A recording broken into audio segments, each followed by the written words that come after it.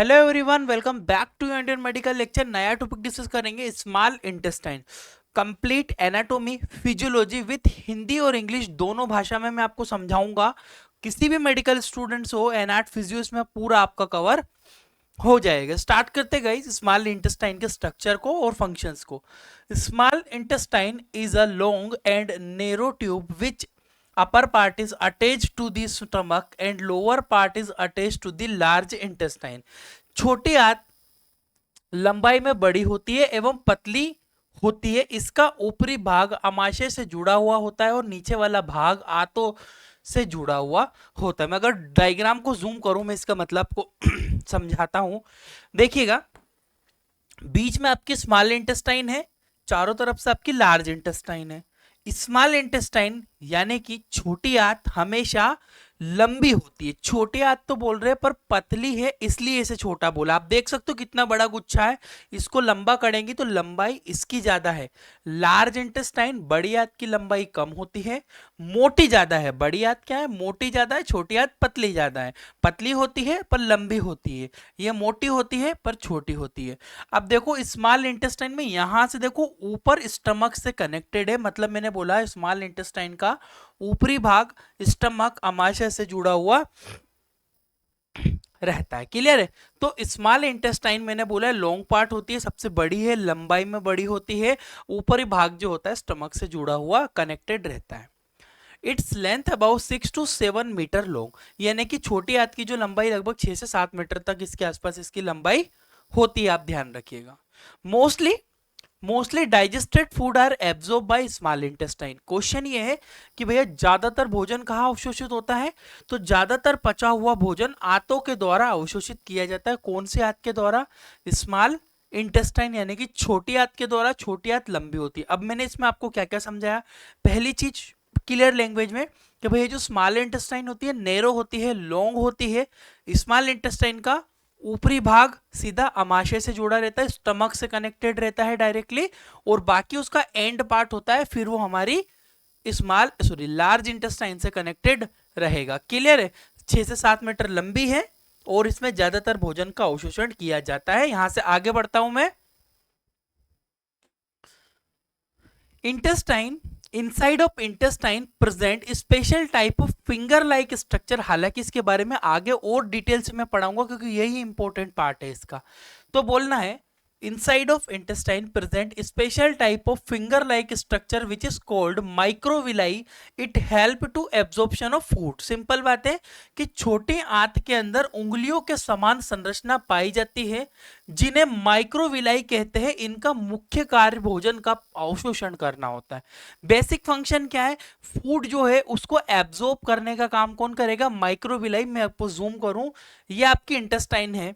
Intestine के अंदर ऐसे फिंगर लाइक प्रोजेक्शन होते हैं, यानी कि धागे जैसी संरचना, बाल के जैसी संरचना होती है, जिसे हम विलाई कहते हैं। बड़ी को विलाई, छोटे को माइक्रोविलाई कहते हैं। इस माइक्रोविलाई, एक विलाई को जूम करूंगा तो इस तरह से स्ट्रक्चर होता है। एपिथेलियम टिश्यू होते हैं उसके अंदर, लैक्टियल स्ट्रक्चर होता है, यहाँ पे ब्लड वेसल्स पाई जाती है। यही ब्लड वेसल्स में जाके एब्जॉर्प्शन होगा फूड का। इंपॉर्टेंट जो प्रोटीन वगैरह है, लिपिड्स वगैरह एब्जॉर्प्शन करवा के ये फिर क्या कर देगी? सेंड हमारे ब्लड में, और वो फिर हमारा ब्लड उसको यूटिलाइज कर लेता है। गाइस क्लियर है? तो ब्लड कैपिलरी से सर्कुलेटरी सिस्टम है इसके अंदर, लिम्फेटिक सिस्टम भी इसके अंदर पाया जाता है। ये बहुत इंपॉर्टेंट स्ट्रक्चर है माइक्रोविलाई का। किसके अंदर? स्मॉल इंटेस्टाइन के अंदर। आगे बढ़ता हूं यहां से। पार्ट ऑफ स्मॉल इंटेस्टाइन, छोटी आंतों के कितने भाग होते हैं? ड्यूडेनम, जेजुनम और इलियम, तीनों भाग की एनाट फिजियो आपको डिटेल से पढ़ना है। ड्यूडेनम, जेजुनम और इलियम। देखिएगा एक एक करके मैं आपको एक्सप्लेन करता हूं। सबसे पहले ड्यूडेनम वाला भाग को हम समझते हैं। तो क्या बोला है? It is a C shape structure which is 20 to 25 centimetre long. कितना लंबा होता है भैया? ये सी आकृति की संरचना है, इसकी लंबाई लगभग 20 से 25 सेंटीमीटर तक होती है। कौन सा सी शेप? ये रहा ड्यूडेनम। यहां से आपकी, ये तो रहा इसके ऊपर आपका स्टमक, ये यहाँ पे स्टमक है। ये स्टमक डायरेक्टली जाके कनेक्टेड हो जाता है, यहां से यूं घूमता है और यहाँ पे ये आपकी ड्यूडेनम से कनेक्टेड है, ठीक है, ड्यूडेनम से कनेक्टेड है। यहां से जो शी शेप की है, ऐसे नहीं दिख रही शी आकृति की, इसे हम ड्यूडेनम के नाम से जानते हैं। इंटेस्टाइन का सबसे ऊपरी भाग होता है, स्मॉल इंटेस्टाइन का सबसे ऊपरी भाग होता है, सी शेप का होता है, 20 से 25 मीटर लंबा इसकी, 20 से 25 सेंटीमीटर इसकी लंबाई होती है। This part is surrounded by pancreas, pancreatic head. अब यह बात, एक मिनट गई, ये थोड़ा सा गलती हुई यहाँ पे, ठीक है, यह पेंक्रियास ग्रंथि के ऊपरी गुदा हवा रहता, मतलब थोड़ा सा यहाँ पे ना, जब मैं एक्चुअल में क्या होता है, जब मैं टाइपिंग करता हूँ गाइस, तो मैं बोल के टाइप करता हूँ, वो ऑटोमेटिकली डिटेक्ट कर, कि मैं मिस्टेक निकाल देता हूँ। बट कभी कभी क्या रहता है, जैसे अब यहाँ पे क्या हुआ कि ये थोड़ा सा टाइपिंग में मिस्टेक हो गया, तो अब वो करेक्ट कर लीजिए। इंग्लिश लाइन करेक्ट है, this part is surrounded by pancreatic head, यानी कि ये जो पेंक्रियास है आपका, इसका हेड होता है। अब ये पेंक्रेटिक हेड के चारों तरफ से कनेक्टेड है, हेड के चारों तरफ से सराउंडेड है, सराउंड किया हुआ है। पहली चीज है भैया, स्मॉल इंटेस्टाइन का जो ड्यूडेनम वाला भाग है, सबसे ऊपरी भाग है, आमाशय से कनेक्टेड है, शी शेप का होता है, 20 से 25 सेंटीमीटर लंबा होता है, और पेंक्रियास के चारों तरफ से ये सराउंड करके रखता है। नेक्स्ट लाइन है, इट टेक अ काइम, ये लाइन बहुत अच्छे से समझिएगा, इसमें इंपॉर्टेंट समझने वाली चीज है कि it take a chyme from the stomach and mix with pancreatic juice and bile juice. यह भाग आमाशय से काइम को लेके आता है, ले जाता है, और इसको पेंक्रियास्टिक जूस और बाइल जूस के साथ मिला देता है। इस लाइन का क्या मतलब हुआ गया, इस लाइन का सिंपल मतलब है, काइम क्या है, एक वर्ड आया है यहाँ पे काइम। देखो काइम कुछ नहीं है, आपने दाल रोटी मिक्स करी, खाई, आपकी इसोफेगस से होकर आपके स्टमक में चली गई, अभी तक वो खाना था, जब वो आपके स्टमक में जाएगा तब वो एसिडिक नेचर का हो जाएगा, वो मिक्स हो जाएगा, अच्छा टूटा फूटा, उसको आप बोलोगे काइम। अब वो काइम जब आपकी इंटेस्टाइन के अंदर जाएगा, तो वो काइम आपकी इंटेस्टाइन के अंदर जाके वो वहां पे मिक्स कर देगा पेंक्रेटिक जूस, पेंक्रियास से, यहाँ से ग्रंथि से जूस नहीं लेंगे, पेंक्रेटिक डक्ट या आपका गॉल ब्लैडर रहा, गॉल ब्लैडर से जूस मिलेगा, तो उस खाने का और अच्छे से डाइजेशन हम आगे चल के कर पाएंगे गैस, क्लियर है। तो ये 3 ड्यूडेनम की लाइन याद रखना, शी आकृति का है, पेंक्रियास से सराउंडेड होता है, 20 से 25 सेंटीमीटर लंबा होता है, काइम को लेता है स्टमक से, और यहाँ पे मिक्सचर करवाता है बाइल जूस के साथ में भोजन का, क्लियर है। यहां से आगे बढ़ रहा हूं मैं। जेजुनम दूसरा भाग है, jejunum, it is middle part, बीच वाला भाग होता है। कौन सा भाग देखेगा इस डायग्राम में, सबसे पहले ये रहा आपका ड्यूडेनम, ये आपकी बीच में स्मॉल इंटेस्टाइन है, ये सबसे ऊपरी भाग है, यहाँ से जो आमाशय है ना, ये शी आकृति का यहाँ पे यूं मुड़ा है, तो ये ड्यूडेनम है। ये रहा आपका पेंक्रियास वाला हेड, ये ड्यूडेनम है। और जेजुनम कौन सा होता है, ये वाला, यहाँ से जो भाग चालू होता है जेजुनम वाला भाग होता है। इसमें क्या बोलना है कि इट इज मिडिल पार्ट, ठीक है, बीच वाला भाग होता है। Small intestine which upper part is connected with duodenum and lower part is connected with ileum. हमने स्मॉल इंटेस्टाइन में 3 भाग पढ़े, ड्यूडेनम, जेजुनम और इलियम। तो जेजुनम क्या है, बीच वाला भाग है, ऊपरी हिस्सा तो ड्यूडेनम से कनेक्टेड है, नीचे वाला हिस्सा इलियम से कनेक्टेड है इसका। इट्स लेंथ 2.5 मीटर लॉन्ग, इसकी लंबाई ज्यादा होती है, लगभग 2 से 5 मीटर तक ये लंबा होता है आपका जेजुनम वाला भाग जो सराउंडेड है ये पूरा।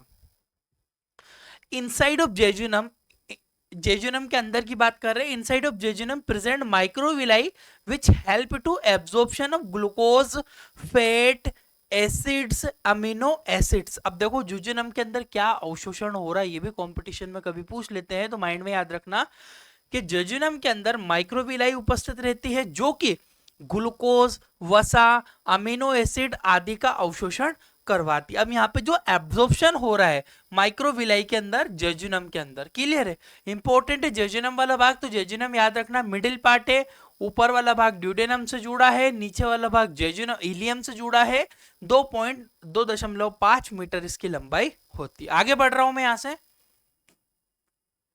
इलियम सबसे आखिरी वाला भाग है, नीचे वाला भाग जो आप देख पा रहे होगे यहां से जो है ना, ये इलियम कहलाता है। इलियम में क्या है, it is the end part of small intestine which is narrow length is 3 metre long, यानी कि यह छोटी आंत के सबसे निचले वाला भाग होता है जिसकी लंबाई लगभग 3 मीटर तक लंबी होती है, जो इसकी लंबाई है 3 मीटर तक लॉन्ग होती है।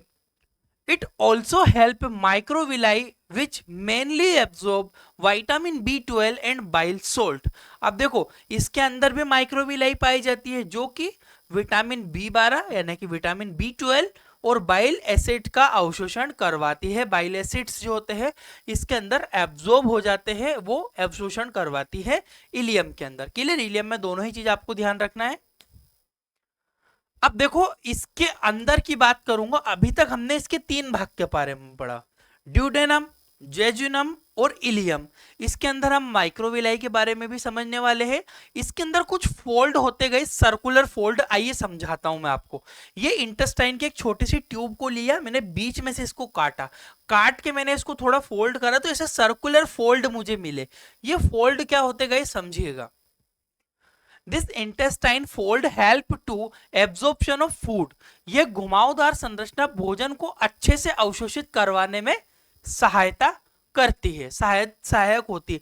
देखो सर्कुलर फोल्ड क्या है, आप दिख रहे ऐसे ऐसे ऐसे ऐसे लंबे लंबे फोल्ड नहीं दिख रहे। आपने हरी वाली नली देखी है, पानी भरने वाली नली, जब उसके अंदर आप देखते हो तो कैसे ऐसे घुमावदार संरचना होती है, रहती है। उसी टाइप से इसके अंदर जो है इस टाइप से फोल्डेड स्ट्रक्चर है। ये क्या करता है, भोजन को अच्छा तोड़ मोड़ के जब अंदर घुसता है ना, तो घुमा घुमा के उसको अच्छा निचोड़ के अवशोषण अच्छे से करवा लेते, क्योंकि माइक्रोविलाई भी इसके अंदर उपस्थित है।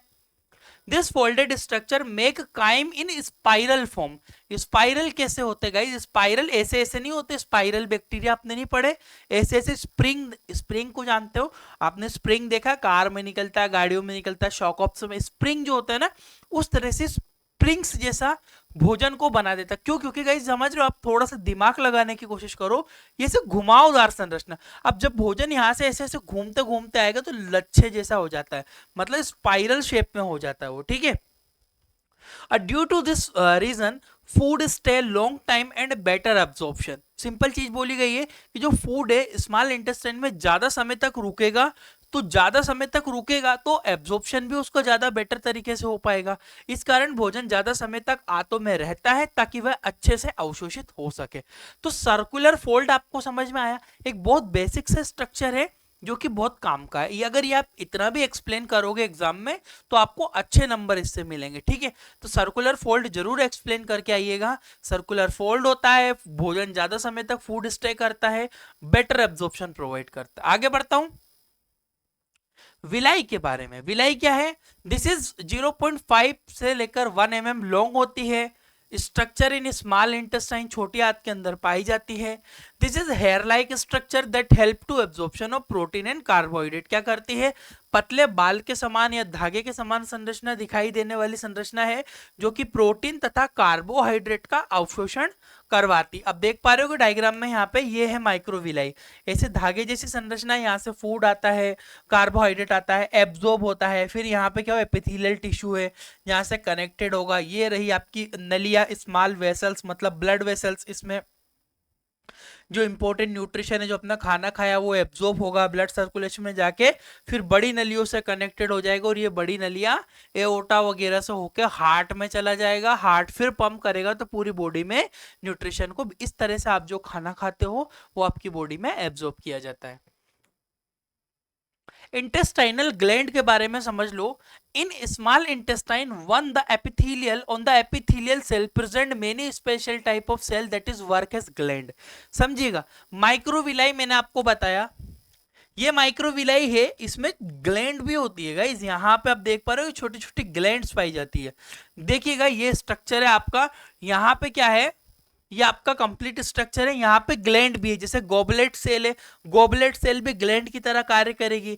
इसके अलावा +4 सेल आपकी होती है, पेंथेट सेल होती है, इसके बारे में आपको आगे बताऊंगा कि क्या क्या काम करेगी। तो इतना समझा आपने कि भैया जो छोटी आंत के अंदर एपिथेलियल कोशिकाओं के पास में कुछ विशेष कोशिकाएं भी होती है जो कि ग्रंथियों की तरह कार्य करती है। दिस बोथ ग्लैंड और cell produce intestinal juice that is slightly in alkaline nature.